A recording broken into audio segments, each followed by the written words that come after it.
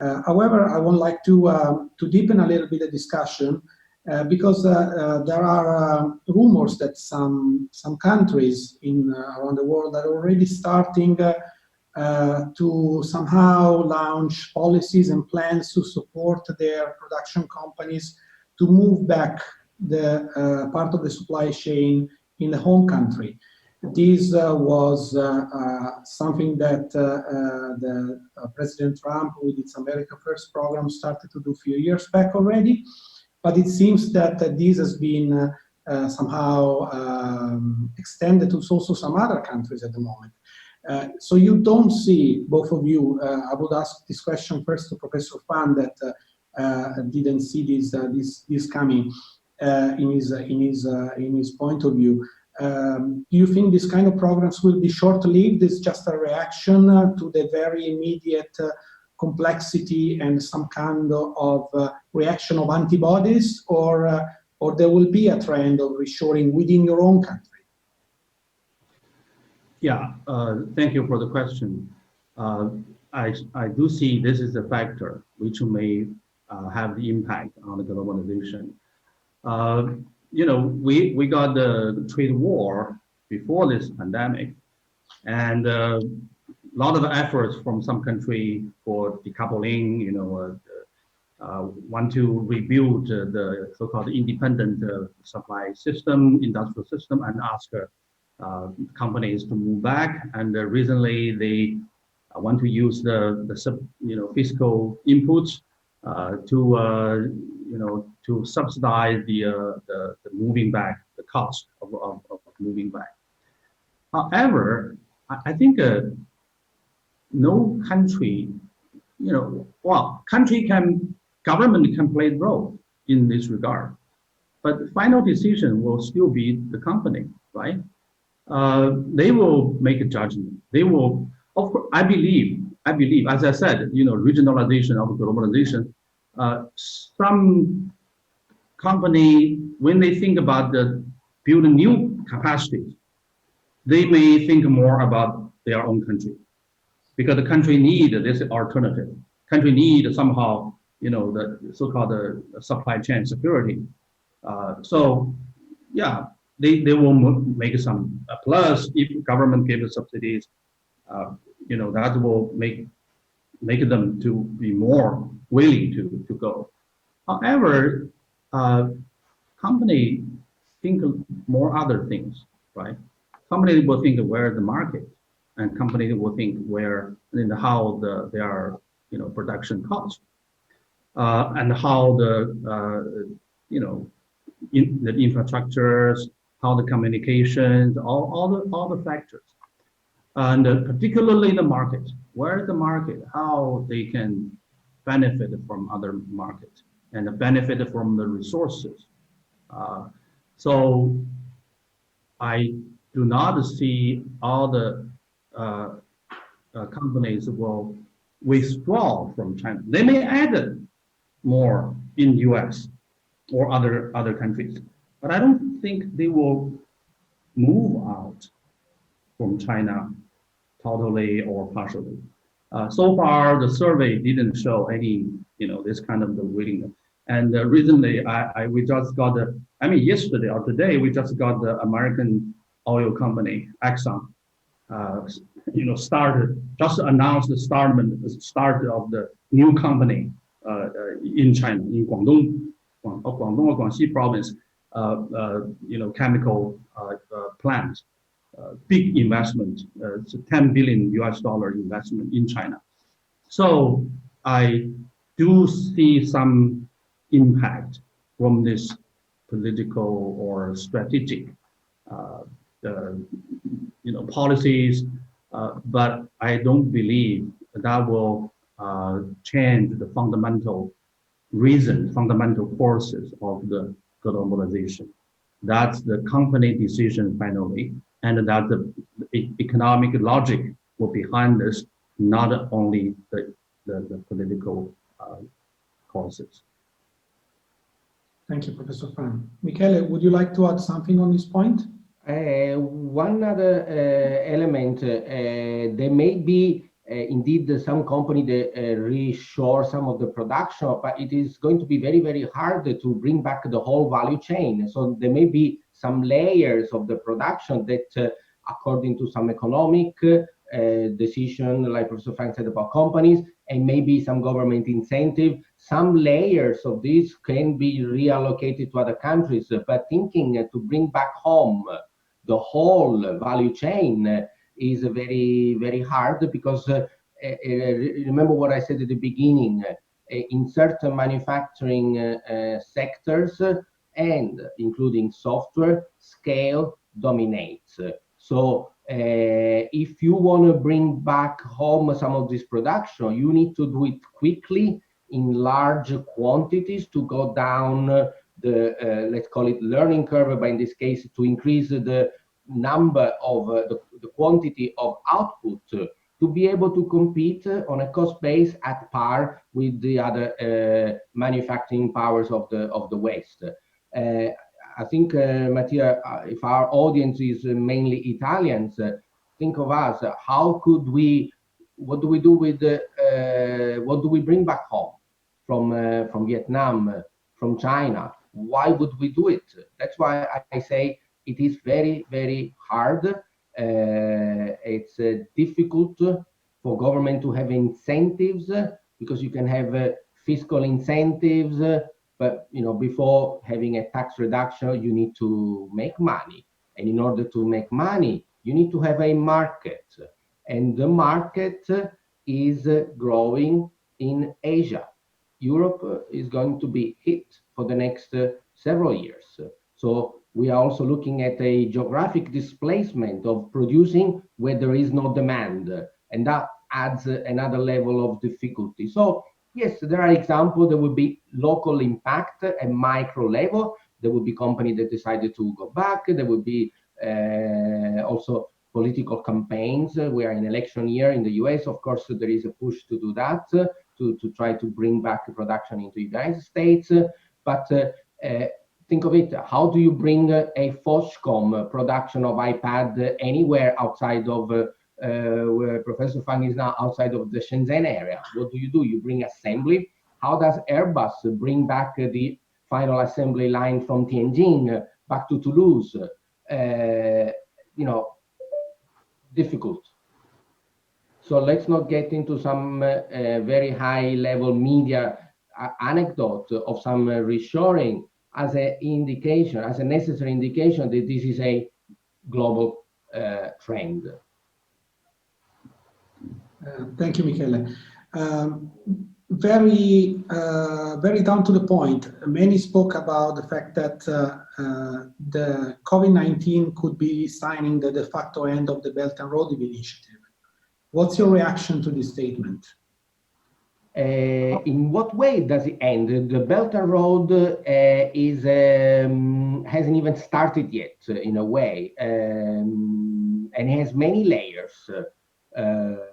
Just a few weeks ago, China mentioned the Belt and Road of health, and indeed there has been some cooperation, exchanges, supplies, knowledge, and so on.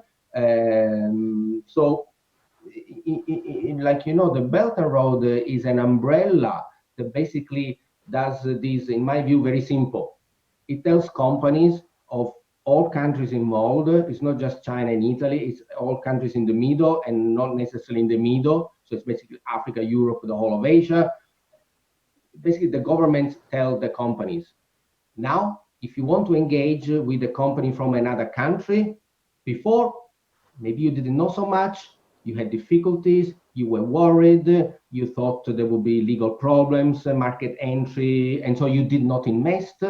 Now, with this umbrella framework, if there's a problem, tell us, the government, we talk to the government of the other country, and we will try to solve the problem by raising it at a higher level. This is the very simple gain of the Belt and Road. If everyone wants to take advantage of it, of course they can do it. If they think the risk is still so high and they don't want to engage it, they won't engage it. And again, I do tell our Italian friends, companies of other countries do take these opportunities, whether there is a formal agreement, an MOU or not, but they do engage in investment. Professor Fan just mentioned Exxon investing 10 billion. We have French, German companies, UK companies, American companies investing in, not just in China, but in the whole region of the Belt and Road. We Italian companies don't do it. Why don't we do it? And I think they're right, because we perceive a high level of risk. And the small size, average small size of our industrial sector, we have 4.2 million SMEs in Italy. We have a very few large companies that can take the hit of investing on a statistical manner across many countries. And this is a problem of our Italian industrial structures made up by SMEs. And I have to say, the problem of lack of knowledge and understanding of the risk and opportunities, and the extensive focus on the risks and not on opportunities. And I can make a list of all the critics that have said we shouldn't do this, we shouldn't do that, we cannot do technology. Even now talking about the contact tracing app, the focus is on privacy, then it's on 5G, then it's on selling our assets to foreigners, then there is a transfer of technology, know-how. The whole list is made up of risks. And we need to be more balanced and look also at the opportunities. Otherwise, we just stay at home. Let's see what Professor Fan has to say on this, because we've been running a forum for the last 3 years on Belt and Road, and we are all both very concerned that where is it going to go? Yeah, well, you know what? Now in China, for the economy, for all the industry sector, everything is slowing down. Everything, I would say, the negative, particularly the transportation. Transportation of the airplane, of the high-speed way, all negative. Only one thing positive. That's the China-Europe trend. China-Europe trend increased during the first quarter by 15%. You know, other transportations mean that, decline, slow down, but this China-Euro trend increased by 15%. It shows this is a part of very important infrastructure and the project for this transportation. I think that's good. That provide alternative. When you have the problem with the airplane, you have the problem with the cargo, with the sea transportation, you need some other ways. So I think we may have some short-term stop or pause for some kind of project, but I think in the long run, people need alternatives, and the people need more infrastructures. So I do see in the long run, this is for the long run interest of the people in the countries along this One Belt One Road. So this pandemic may last for quite a long time, 1 year, 2 years, but it is still short term. We still need look into the long-term perspective. Thank you, Professor Fan. Let's change a little bit the angle of the conversation. I think starting also from one point that you both mentioned, and Michele in particular, the COVID-19 is exposing SMEs worldwide to a liquidity crisis and difficult to pay or refinance debt. Many expect that there will be an increasing wave of international M&As coming out of this. Will the COVID-19 and the situation after it will affect the internationalization strategy of the Chinese enterprises? Yeah, I think there's some negative impact on Chinese companies for their views, for their strategies. They got hit very hard by the domestic pandemic and also by international pandemic. This supply chain, delayed of delivery and cancel the orders. They really get very hard, got hit. However, the last time when we have SARS, Chinese company also got hit, and also the financial crisis. I remember in the financial crisis time, 20 million, migrant workers just went home, to their countryside, lost the jobs, and the companies are, closed down. But they when they recovered, they will continue look into all the opportunities of the market. So in the long run, I don't think that they will, to cancel their internationalization plan. Particularly the company like, internet companies, the supply chain, related logistic companies. When they see, when we have this pandemic, they saw the opportunities also increase. The and also the new technologies. They want to, those companies, high tech companies, they see more opportunities in the global market. So recently, I have a conversation with the CEO of some 5G, application companies. They are starting to open offices all over the world. They now have the 20 office plan, in all the continents. It's already there, and they are moving. They're moving very fast in that regard. So I would say there are some mixed feelings about the globalization. But at the end of the day, these are companies. They are looking for opportunities. They are taking the venture. They are taking the risk, but they are going to, as long as there are opportunity there, they will look into it. Of course, all the factors, including the political, and other things, also have the impact. But generally speaking, I don't see they will withdraw. Thank you, Professor Fan. Michele, let's go a little bit more in a broader view on the macroeconomic outlook. 8 trillion in global US dollar in global fiscal stimulus have been allocated to fight the coronavirus pandemic. However, the question for you is, are traditional macroeconomic tools like fiscal stimulus, interest rate cut, quantitative easing sufficient to counterbalance the effect of this crisis? Is it not too much of a slow tool to put into effect, because these kind of tools generally take into effect between 1 and 1 year and a half from the moment they are launched and they stabilize? Do we need something that is able to revive the economy in time zero, or otherwise we risk that within 1 year there will be no economy to revive?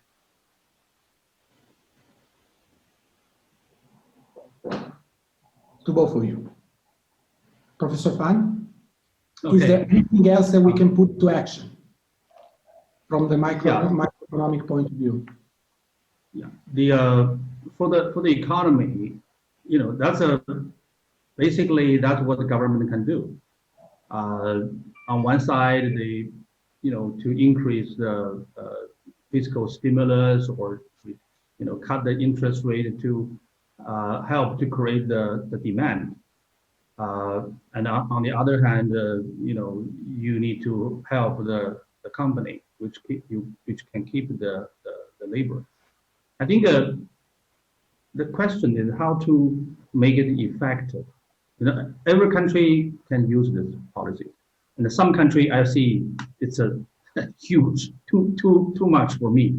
It's helicopter money and a huge, unprecedented fiscal deficit. But how to make it effective? For example, I'm I just raised the question for the thinking. If you say we will give everybody, who lost the job some amount of money, then actually you encourage companies to lay off people. And people know they got to lay off, they can get the government money, and then you encourage people leave the company. So that make the unemployment so easy. That's why some country, unemployment figures shoot just soar to the roof. On the other hand, if you can, you ask the company to keep the job, to keep the people, then you subsidize the company, which may actually encourage company to stay with the employment and encourage the people to stay with the company. And that will really, reduce unemployment rather than increase the employment. So that's another, perspective. And also how to spend your fiscal stimulus. I think, there are many bad news in Chinese economy. Now everything slowed down, particularly in the service sectors. But one thing, China may maintain some growth, not high growth, but may recover to some kind of the growth. One of the reasons is that we do investments. We do a lot of construction now. Construction is a kind of activity which you do not have very close social connectivity. I mean, not close distance. You can have some social distancing. At the same time, you can start construction. So that will, this is a fiscal money. Now there's a fiscal stimulus. They didn't announce something like 4 trillion, like what happened during the financial crisis, but actually quite a lot of money, central government, local government, pumping into the infrastructure building, which can keep the social distancing at the same time to restart the growth, the economic activity. So that's also, depend on how you spend your money. Your also how effective your spending can create the jobs and create the demand and to reopen the economic growth path. Michele? Yeah. Two messages. What looked impossible yesterday, every day is becoming more and more likely. 10 years ago, we never thought the Lehman would go down. We never thought we would have a financial crisis. We never thought that the oil price would be negative, even if for technical reasons, like 2 days ago. We never thought about this pandemic. So, and more will come with artificial intelligence, jobs. We haven't even discussed that will be a serious problem for Italy again. Now, the second message is we have been spending 2 months to discuss where to get the money from. Stimulus package, helicopter money, central bank, everything fine, the discussion is good, but we have not really addressed what to do with the money. And even if we in Italy manage to raise 200 billion euros from various sources, we really have no plan on what to do with it. We have no investment plan. We cannot have an investment plan because investment in the sectors like constructions, transport, infrastructure, which I think will be very welcome in Italy, take years to assign, takes years to do, takes years for the legal lawsuits against, and basically very few people will be inclined to make that investment. So the real question that we have not yet addressed is how to make good use of the money. And this is one of the big, really problem of our economic situation in Italy. It's not the lack of money, it's the lack of investment opportunity. It's the lack of ideas, not ideas per se, ideas that can be put into practice. And let's be honest, Mattia, if you gave me $10 million now, zero interest free, so let's not worry about interest rates as if it was the solution to all problems. What do I do with it? Do I invest in Italy? No. I'm sorry to say that, even with my former role, there are another 180 countries around the world that offer better risk return opportunities. And this is the role of the society, the government that needs to do to fix this, to make the country attractive for investment, not just foreign, but also domestic. You asked me before, do we need to do more market or more state? I say we need to have really an industrial plan for the country, a completely control alt delete of the overall system. Otherwise, we just engage in discussions that are not relevant and are not of the magnitude that we need to bring the economy back on track. Because we have had zero GDP growth for the last 20 years. And you know, the globalization is a disadvantage for Italy because young, smart people, the best, would leave. It's a self-selection problem. On average, those who who have a better opportunity go away. And so that decreases on a Darwinian model, the average quality. So this is a bigger issue, but that's what I see as the main problem. Thank you, Michele. To ask a very China-related questions to both of you from myself. The PBOC injected 3 trillion yuan, which is about 424 billion US dollar, about 3% of the Chinese GDP, as fiscal stimulus. And many say that this has underscored the fiscal stimulus that has been done by other countries, especially USA, Japan, and even Europe. In a webinar a couple of weeks ago with Professor David Lee, his point of view is that PBOC was saving the big ammunitions, the big guns, for the latter part of 2020 or possibly the initial part of 2021, where he thinks China may need some additional space for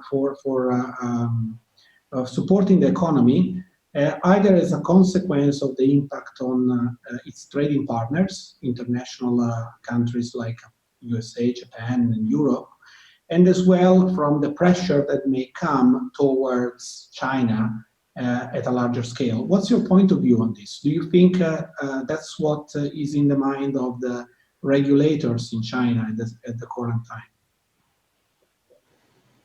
You ask me?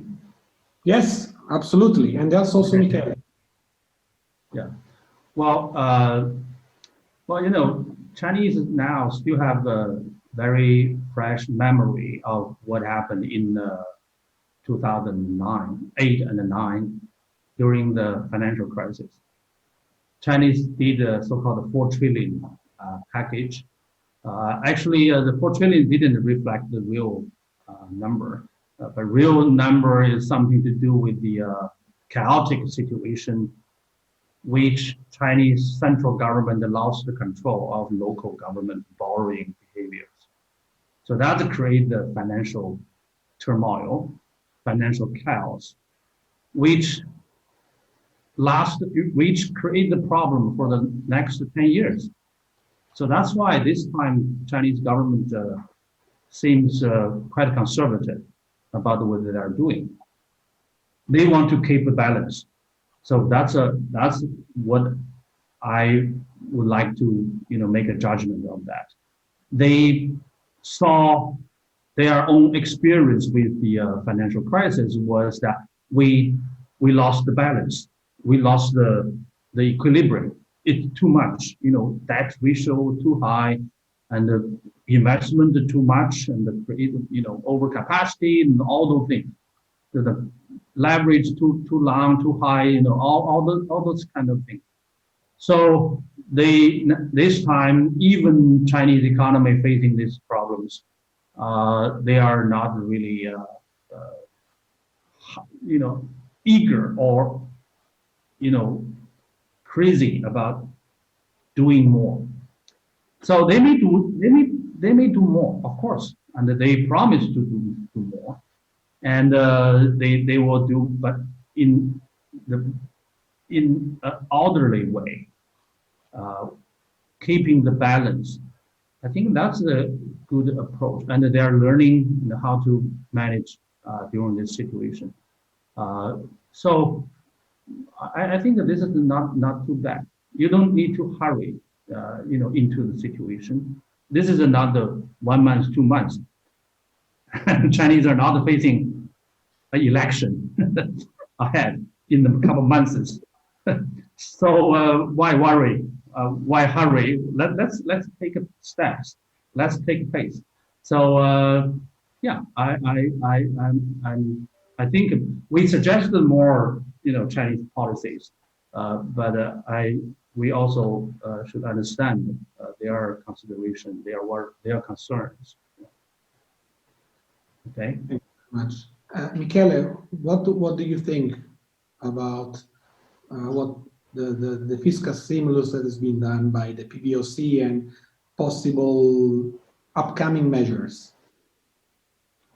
I think I agree with Professor Fang. It needs to be done carefully. The risk of inflation needs to be managed, but this is again the message for our entrepreneurs is this is the kind of system we are competing with.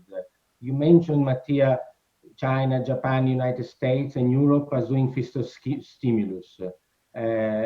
I haven't seen really anything from Europe, and this is whether we like it or not, we are facing increasing tightening competition with countries that have a monetary policy discretion, and they do it quickly. I think China will do, and they will do a lot in infrastructure, increased transport. In 2008, 2009, we were complaining that the stimulus package of China was a bit wasted on high-speed rail. And maybe partly it was, but now China has the fastest and most efficient and longest high-speed rail network in the world, with 30 going to 40,000 kilometers. In Italy, we have 1,500. That doesn't even work nowhere close to that of China. So that's when I said at the beginning, we have a fiscal stimulus. First of all, you need to be able to do it, so you need to be able to print money or find it somewhere, and then you need to know how to spend it. And that's why, if I can link back together, I said we need more money. We need to know where we spend it. We need to know more state, less market, and we need to give our companies a little bit of a buffer, because they cannot compete against these mega blocks around the world. They have flexibility, means, and tools to do much better than us. We talk, they do. That's the difference. Okay, grazie Michele, thank you Professor Fan.